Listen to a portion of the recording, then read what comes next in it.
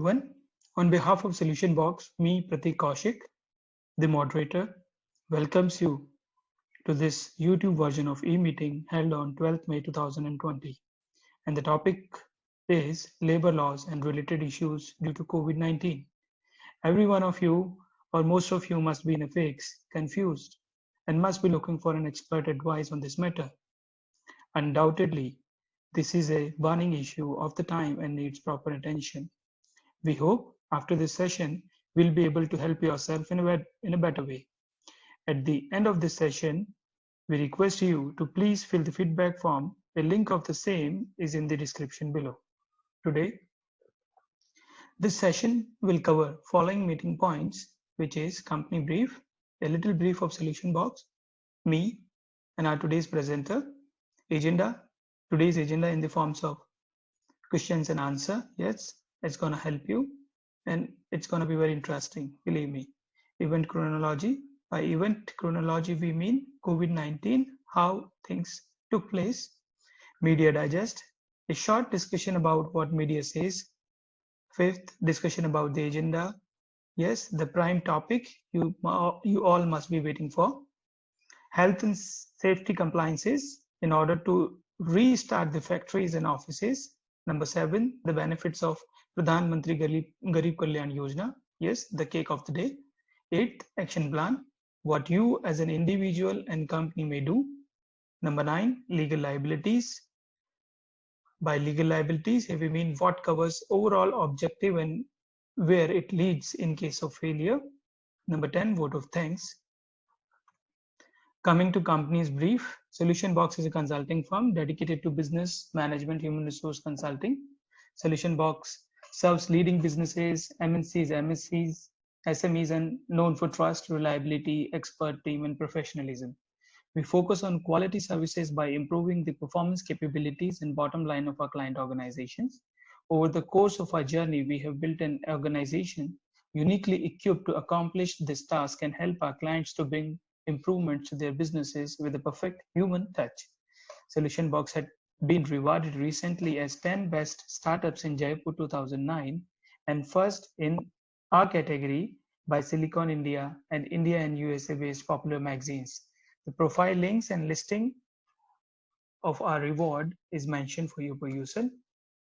Now about me. My number is 9928885099. Email is pratik@solutionbox.co.in. I'm a first generation entrepreneur and a qualified management professional, an MBA from a prestigious university, and a postgraduate diploma holder in administrative and labor law. I also hold certification training, business communication, behavioral science, life coaching, management consulting, emotional intelligence, and business intelligence.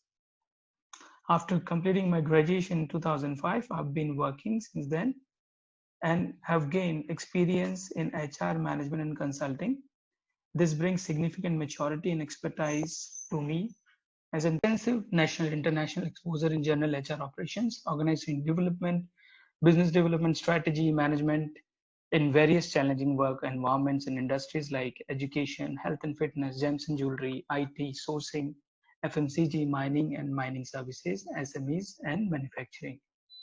Worked with various national and international companies and started with Solution Box, my own venture in 2016, and working across the globe.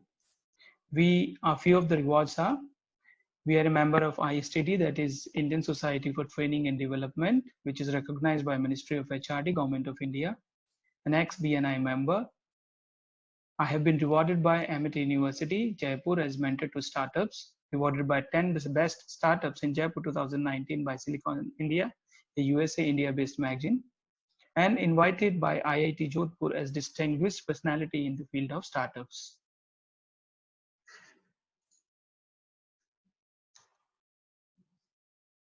Our today's presenter is a very dynamic, passionate, and down-to-earth, versatile personality. He has 30 years of varied experience with Indian Air Force, GSW, erstwhile Ispat Industries Limited, and Deriwala Industries, Jaipur. His name is Mr. Shishram Shibrayan. His number is 9799395235, and his email ID is scoutsforbusiness@gmail.com. Though he joined the Indian Air Force at the early age of 18 years, but he continued his studies and added host of degrees to his credit, which includes graduation in law, Masters of Business Administration, and diploma in training and development. He also served these organizations in various functional roles like electrical maintenance of aircrafts, PPC, material handling operations, and heavy earth moving equipment maintenance, fleet operations, administrative, and human resources. He has hands-on experience on modern-day operational excellence tools like TPM, Six Sigma, 5S, Kaizen, TQM, autonomous management, IMS, HSE, compliances, CSR, and social compliances. He is certified Jishu Hosen auditor for TPM, Total Productive Maintenance, and Green Belt for Six Sigma tools. He is equally active in social arena and involved with professional bodies like INIPM, ISTD. There he is a life member. He is a regular contributor to the trade blogs like HR Community and Site HR.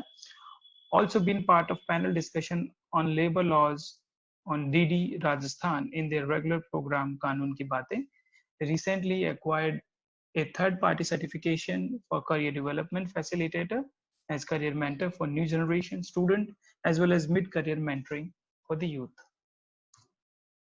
Today's agenda, as we have spoken already about, will be in the form of questions and answer, and here we go. There is a situation where the entire country is not working and the government has come out with the advisory that we need to pay for all the labor, all the employees rather. Now, paying for all the employees for a certain duration still can be considered, but now the situation is uncertain in this scenario, and we don't know how long it will go for the certain category of units. So without pay, without work, we have to pay. So this very unique situation where we are not earning and we need to pay. Then there is a humanitarian ground why government has come out with this. So the agenda points you have in front, these are related to the situation which we are talking about. So there we may have whether we have to pay the 100% salaries for the lockdown months where we have not even opened our premises, we need to pay them. Can we delay the paying them the salaries?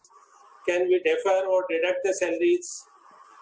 And if we won't pay or want to obey, what will happen to this?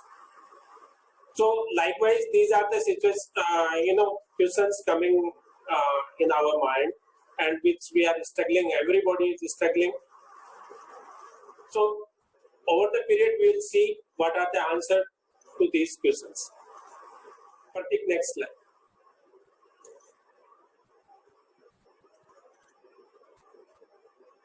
So these are the event of chronology which we all know in bits and pieces.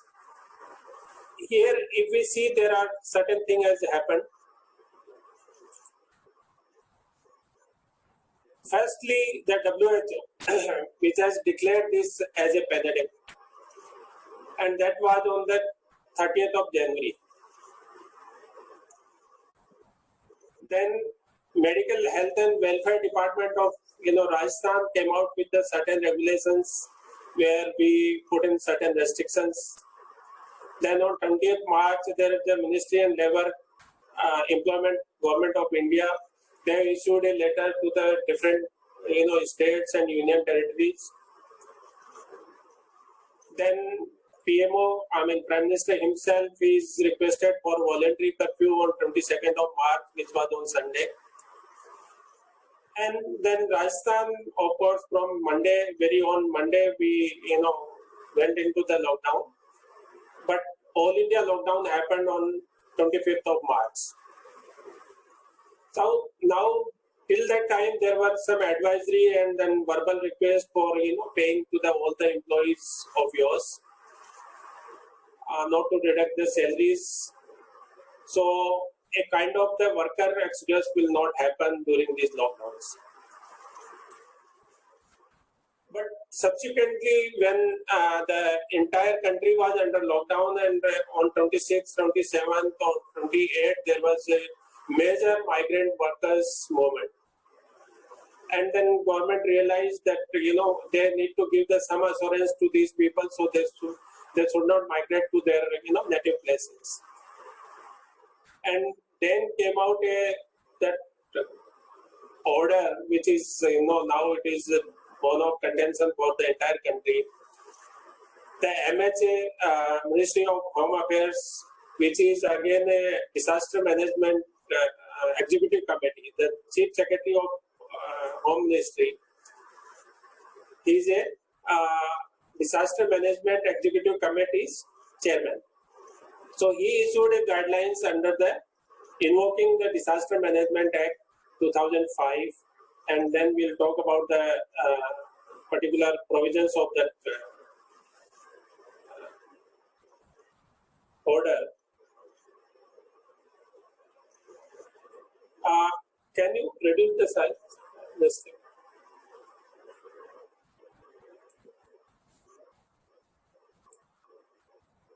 Okay, so then there are different, other enforcement orders from the state governments quoting the central government, the Home Ministry's letter where the powers has been entrusted with these state governments. So based on these, and then the lockdown 1 and lockdown 2.0, then lockdown 3.0.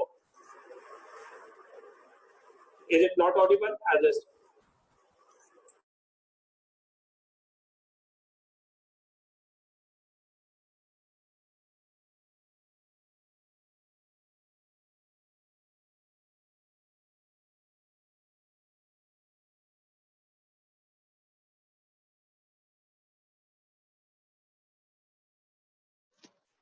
Sir, you are audible to us. Kindly proceed.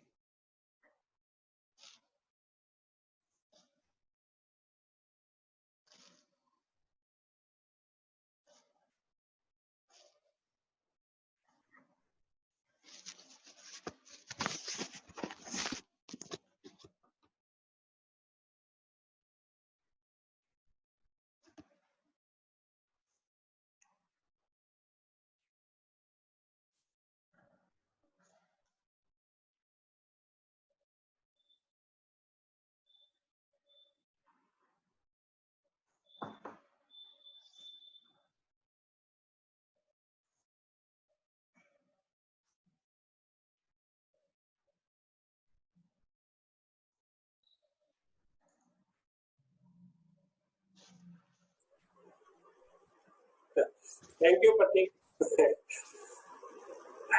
So there are list of some other day in, day out. There were lot many orders, advisories, and guidelines kept on coming. So now the final position depends. Pratik, next slide. So now the final position is there is a disaster management. The notice on your screen. There is a Disaster Management Act notice which is invoked by that particular notice is in force, and then we have the other side of the employers who are saying that we were already in a financial crunch before this lockdown thing started, and further without working we ran out of the funds. We are not in a position to pay the employees without any work. So at this situation, there are many organizations, associations has approached the High Court and Supreme Court against this particular notice. To tell you one thing, that these orders under the Disaster Management Act cannot be challenged lower than the High Court and the Supreme Court. So there are some writ petitions in like Aurangabad High Court. There is the Kerala High Court, there is the Supreme Court of Delhi, and some have been disposed by the High Court and the others are pending in Supreme Court. So the clear position will be known once the Supreme Court takes the decision. Until now, we have to decide it on our understanding of the law, because once the Supreme Court decides it either way, then that has to be followed. So this is the situation where we are on today's question. So the next hearing for the Supreme Court is on 15th of May, which is 3 days away now. So the final outcome will be known maybe on that particular day, or it may be further, the dates will be given then on the subsequent day. So with this, now we have to decide our own what is the other options we have. Here, I would like to mention the earlier position. Suppose this lockdown has not happened, or they have not invoked this National Disaster Management Act. So what was the position available? Supposing we have some other localized situation like this where we are not able to work, that may be due to the shortage of raw material, maybe some power supply issues, there may be some other earthquake in the local area, or some flood kind of situation. So then in those disaster kind of scenarios, we have the other provision, as I told you, Indian Industrial Dispute Act 1946. So there is some provision for the layoff. If you are not able to provide the work, I mean, in this scenario also we are not able to provide them the work, and at the same time workplace is not able to come due to the government restrictions. So in that situation, in normal course, the provision is we can lay off up till 45 days, 45 days, initial 45 days or lesser. That has to be with the 50% of their wages. So suppose somebody regular average wages is 10,000 rupees, and if you want to lay him off, so you can do that by paying him the 50% of wages.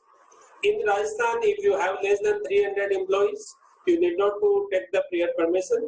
If it is more than 300, you have to apply to the government, and they sanction the layoff, and you need to pay them. If your situation continues beyond 45 days, then you have to have the option to either retrench them, or you can give them the layoff without any wages also. So minus this National Disaster Management Act, that is the situation given. So now, since National Disaster Management has the overriding effect, I mean, no further any other law which is inconsistent with the guidelines or the orders of the National Disaster Management, then this particular act will permit. So now there is no question of going for the ID Act or other labor laws. So now this is what are the guidelines that have been set out under the National Disaster Management Act that has to be followed. This is the condition on that day. Now the issue is what we are contending then in Supreme Court and the other high courts is whether government is empowered to order the private industries and private employers to pay without work. So that is the point which is being fought out in the Supreme Court and the other high courts of the states. So National Disaster Act, what it says, if we there are the power and functions of the National Executive Committee which has issued that particular order, and if you go to the section 10(2)(I), which says lay down guidelines or give direction to the concerned ministries or departments of the Government of India, the state government, and the state authorities regarding measures to be taken by them in response to any threatening disaster situation or disaster. So here it is very pertinent. The disaster is also defined there in section 2 of that.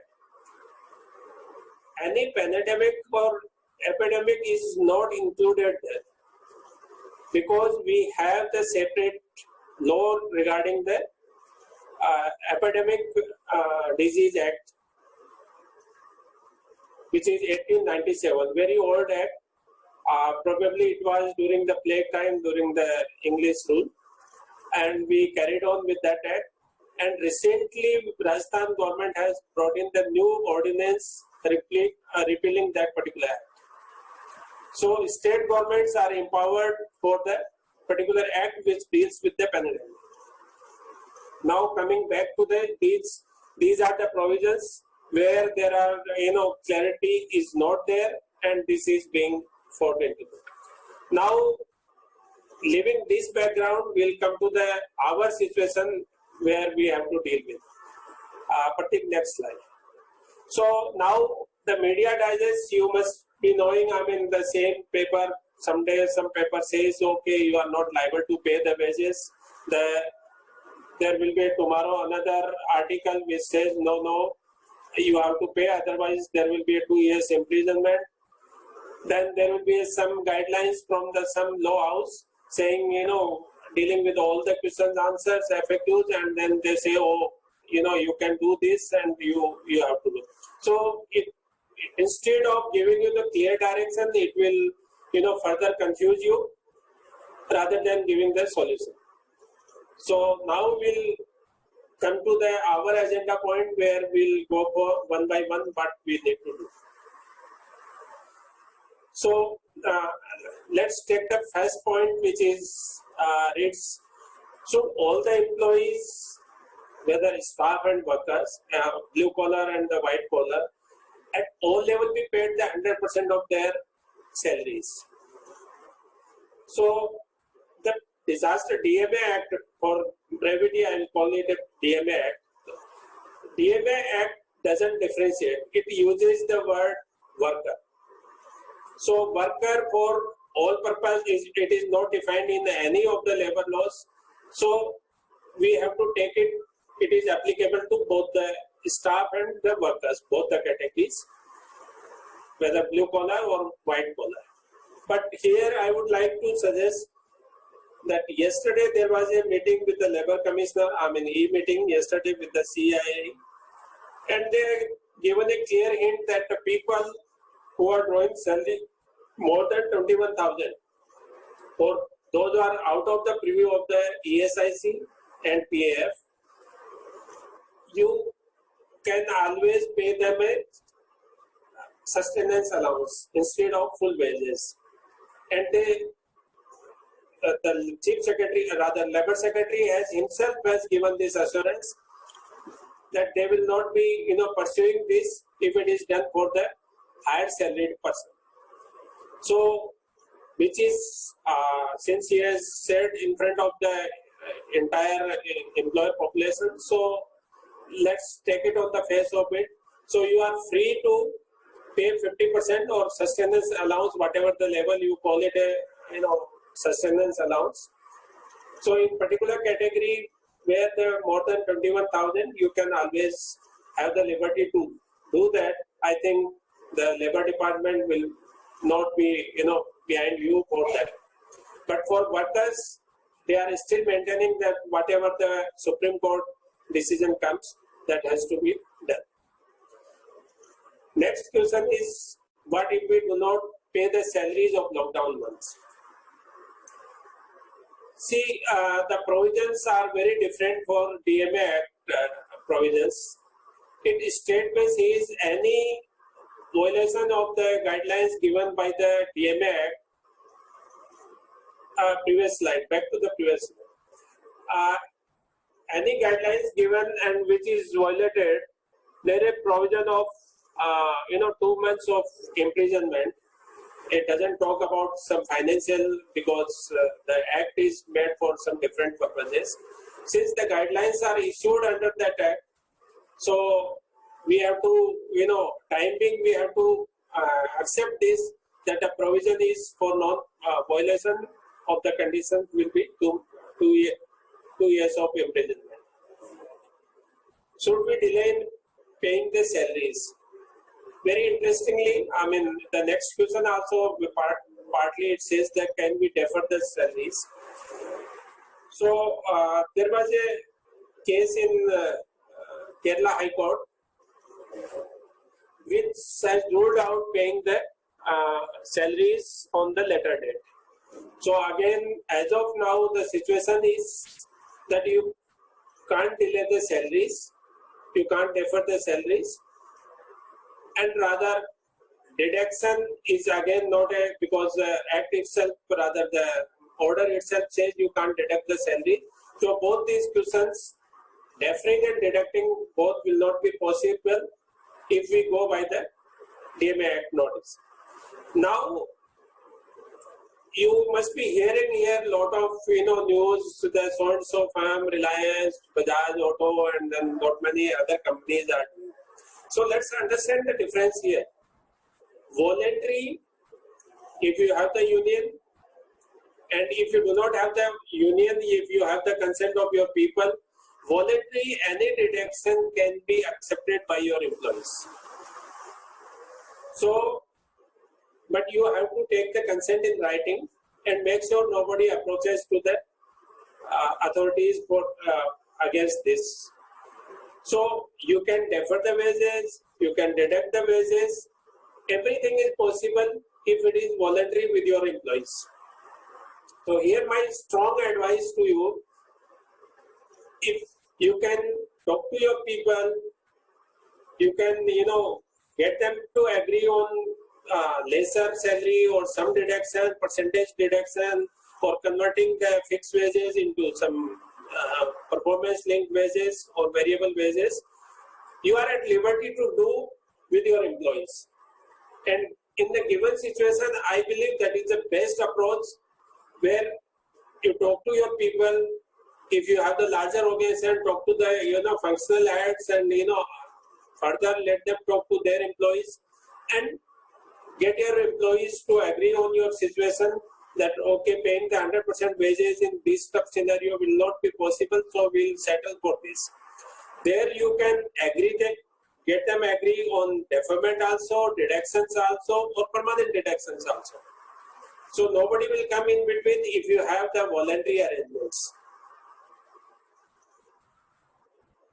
I think the question 5th is legal consequences, which we already talked on the, what if we do not pay the salary. So the consequences remains the same for both the questions. So current provisions, if you have been, sued for this, then the consequences remains that you may, that will be after the due process of the court only. It is not the day one somebody will put you into the prison.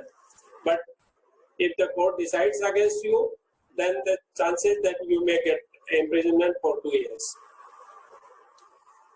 Now coming to the next very important question, where we say that can we fire our employees, and which is a scenario where a lot of organizations not able to sustain because their business has been hampered. So the lockdown period and plus 3 days, the validity of the orders of DMA are valid till 3 more days, lockdown plus 3 days. So supposing the current lockdown is up to 17, then you add another 3 days up to 20th, that orders are in force. Beyond that, if it is not extended, you are at liberty to take any action as per the regular ID Act provisions. So there was a, if you want to retrench, if it is not, if I talk about Rajasthan, there are less than 300 employees, you have the power to retrench based on your, financial situation, based on your order situation or business situation. You can always retrench, but then that has to be as per the norms. You need to pay them the notice period, you need to pay them the, number of years of service, the retrenchment benefit to them. So that is the provision. You can always, fire them, but that has to be after that this DMA orders have completed its validity. That is, as of now, it is 20th of May. It may be, extended. So then you have to see the next notice. Next question is, what if the employee leaves us during the lockdown? If employee leaves and he put in resign, then absolutely fine, because it comes in the voluntary category. he can always, resign. Supposing somebody, the leaves means if he, somebody is on the permanent role of yours and, he went to his native place and he didn't turn up. That is not leaving. Then the due process has to be followed. I mean, you need to convey him the message that factory is operational. You need to give him the genuine time to, revert back. And again, you have to see whether he is in current situation, whether it is possible to come back or not. If everything is okay, then still he is not coming, then after 2 notices, you can, give the final notice that your name will be struck down from the role from so and so date if you are not turning up. So that is the meaning of leaving here. If some senior staff or senior executive gives the resignation in writing, absolutely fine. That becomes a mutual. There is no point. I mean, you can relieve him if he is asking from the very next day. In case of firing, should we pay the notice period during lockdown? See, the senior staff, it is always governed by the terms and conditions of the appointment letter. The employees who are drawing less than 24,000 and who are not into the supervisory category or managerial category, they will be governed by the labor laws, which is ID Act and other acts. But the people who are above 24,000 drawing the salary more than 24,000 and they are into the supervisory category or managerial category, then it will be governed by the appointment letter. Most of the organizations, they do not draft their appointment letters keeping all the situation in mind. My sincere advice here, take the help of some legal people in drafting your appointment letter and do not change it, now and then. If you want to still change, take the re-opinion of the person that we want to introduce that particular, terms and conditions. So how appropriate or whether it is inconsistent with some labor laws or some other laws of the country, that has to be taken care. Now, normally we feel the pressure that people, within the 1 month notice period, they leave the organization. So we raise it to 2 months and then sometimes to the 3 months, which becomes very difficult when we wanted to get rid of that particular employee. So paying the 3 months notice, notice pay becomes much difficult. So there has to be balance. Only the key position where the replacement is very mandatory, we need to have the extended notice period. Otherwise, ideally 1 month is sufficient. And even in case of workers, I think less than 1 month will also suffice. So, keep these notice period very, calculated and as per the requirements. So the point here, final answer for this question is, if it is a senior staff, you have the notice period mentioned 2 months or 1 month, 3 months, you need to pay irrespective of the lockdown period if he is resigning as per the terms and conditions of the appointment letter. Now, can we revise the salaries of our employees? If the revision is upward, well and good, nobody is going to object to you. If it is downward, then again the mutual thing has to be there. Otherwise, it will not be allowed. And then there are certain other labor laws come into play when you are revising the salaries. One is the PF Act, Section 12 of the PF Act, which says your basic, the compliance basic plus your DA, or now in the new law it is being termed as a wages for the compliance. You can't reduce, once you have done the compliance say on 8,000 rupees or 12,000 rupees, you can't reduce as long as that particular employment is in continuation. But ESI you do not have.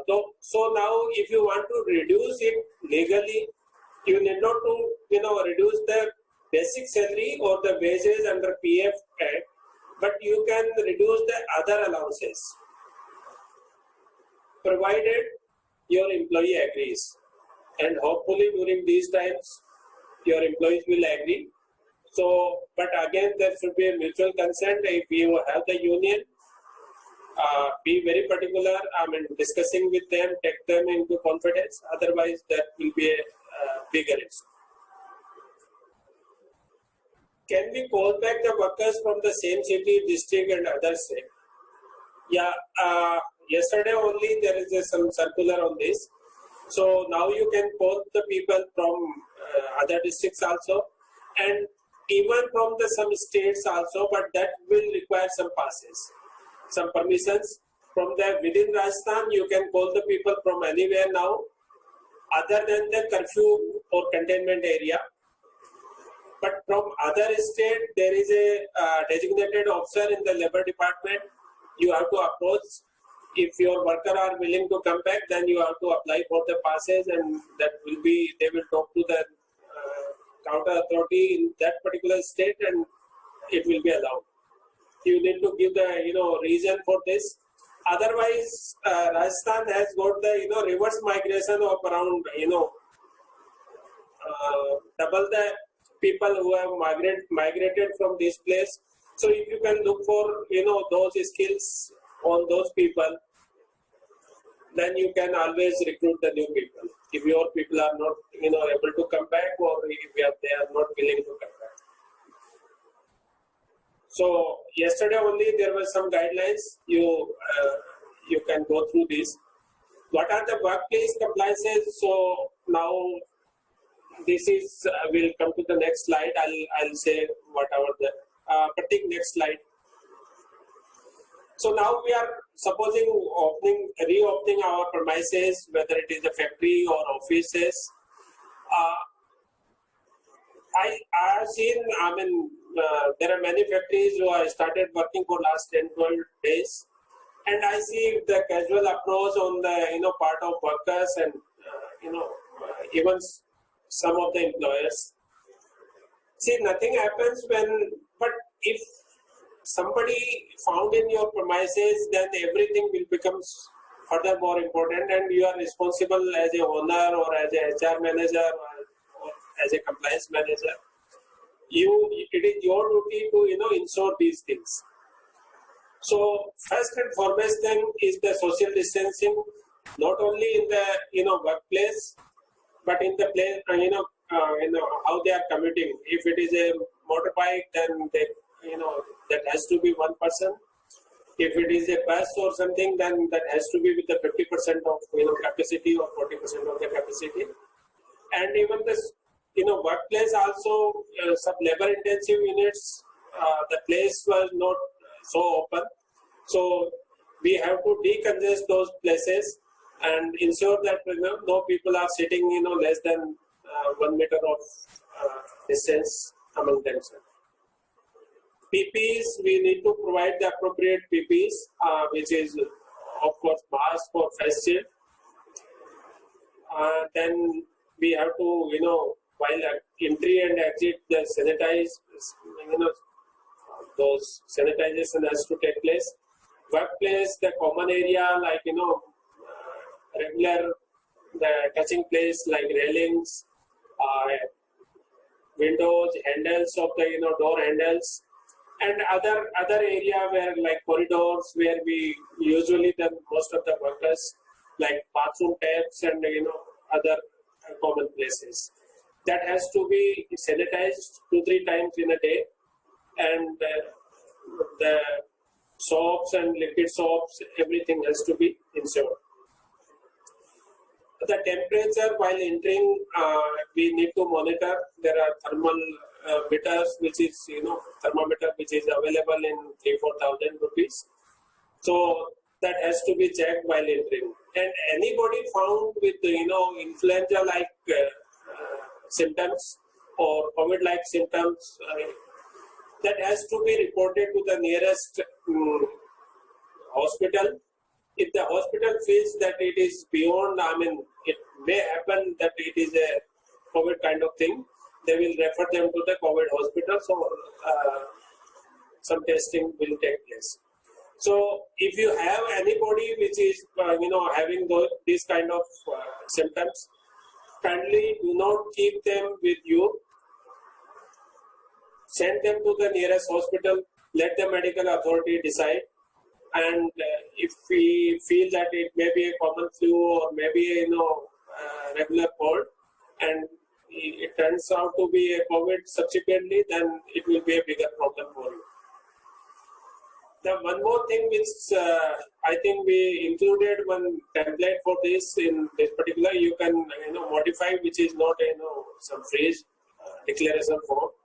The people who are coming back from this lockdown, take the employee self-declaration, and that should, the PPT will be shared subsequently on your mail ID, and the other relevant forms will be shared. So I'll share this employee self-declaration form along with other documents which we have gathered in order to prepare this PPT. So what this employee declaration form says, it is he himself will be declaring that he do not have any kind of symptoms, and his close family members with whom he is staying, none of them is having that kind of symptoms. And again, he is not forced, and he need to download that Arogya Setu app, which is again a mandatory and the responsibility of the employer. That everybody who is having the smartphone, if somebody do not have the smartphone, there is no liability on that. You do not force them to buy a new one. But ensure the people having the smartphone at the Arogya Setu app, and they have taken a self-test there. Next slide. Take next slide. Now it is all, we all talking about our liability. What government has done for us is a little relief in way of Pradhan Mantri Garib Kalyan Yojana. So the unit which is employing less than 100 employees, there are two major conditions here. Keep it in mind. If you have the 100 or less than 100 employees, then this scheme is applicable to you. And out of those 100 or whatever the numbers you have, 90%, supposing you have the 50 employees, those 90% is 45 employees. So 90% of the employees need to have the salaries less than 15,000. If you are matching these two criteria here, then you can avail this benefit of this scheme. And the scheme is both 24%, I mean 12% of employer share and 12% of the employee share. The 24% of your basic plus DA wages or the wages which we are complying at here will be upfront subsidized. I mean, you need not to pay and get the reimbursement, but you need not to pay in first place. So when you are preparing the ECR, the challan, you will get the benefit then and there only. So it is a very good scheme for the smaller employer where the number of employees less than 100.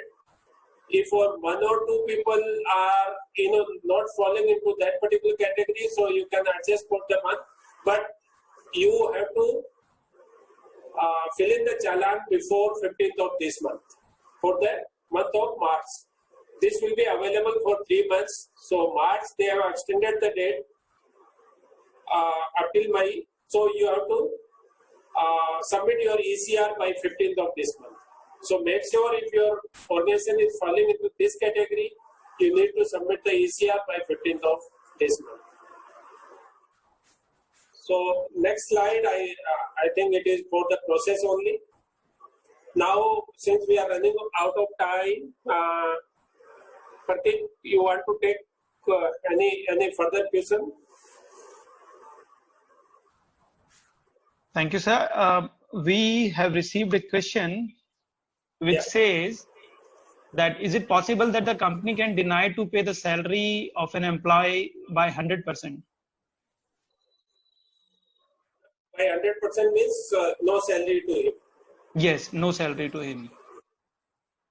See, legally, he or the employer can't, but due to any reason, if he ready to fight the case law, then he has liberty to always deny the basis. Otherwise, no.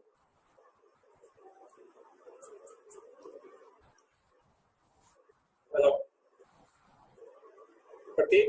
Yes. So, sir, I want to, take it forward. Say, for if it is not one employee, or it is a group of employees, and the employer says, "I don't have enough cash."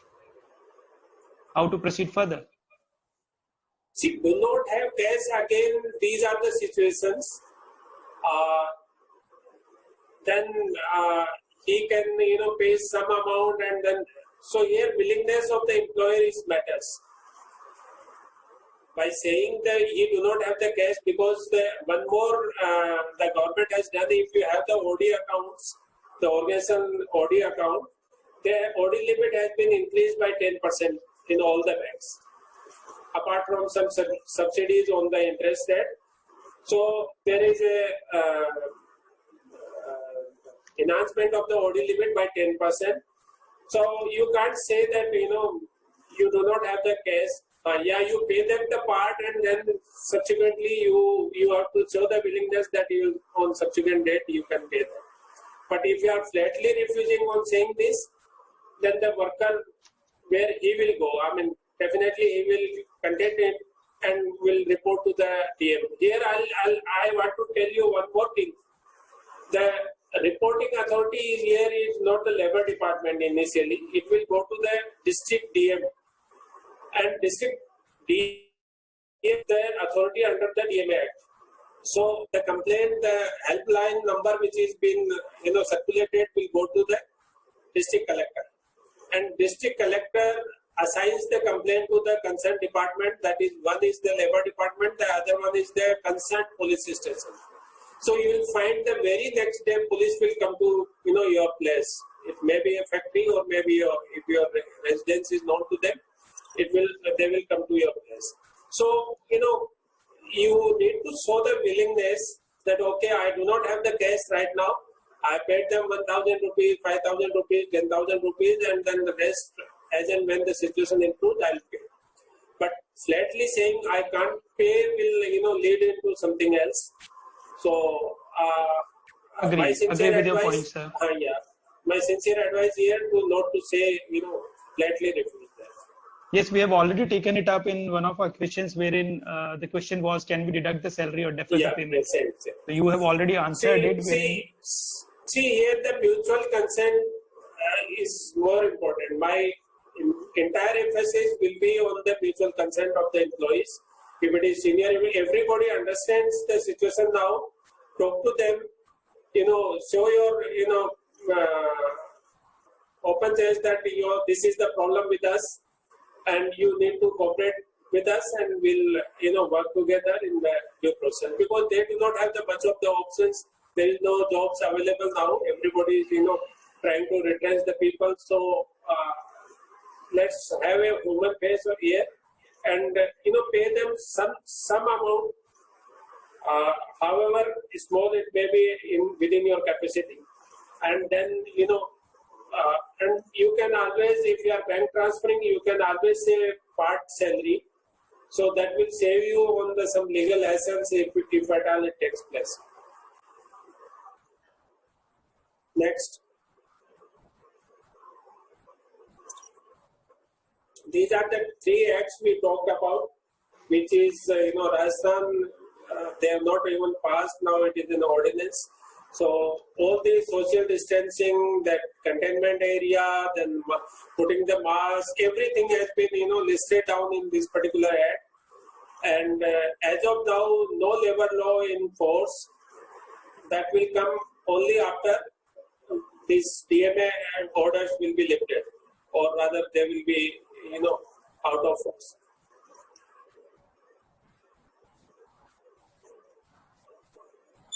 So now it is, I believe, time for, so if we do not have any further question, you can conclude this particular.